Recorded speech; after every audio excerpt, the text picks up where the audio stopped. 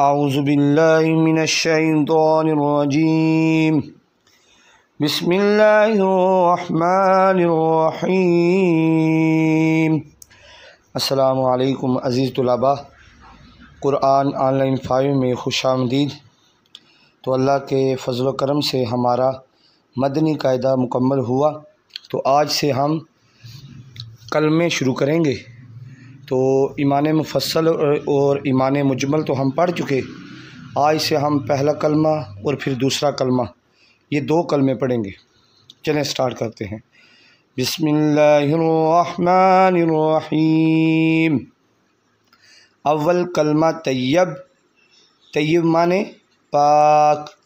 ला इलाहा इल्लल्लाहु मुहम्मदुर रसूलुल्लाह। बाद लोग ये गलती करते हैं, वो मुहम्मदर रसूलिल्लाह पढ़ देते हैं या मुहम्मदर भी पढ़ देते हैं, मुहम्मदिर भी पढ़ देते हैं।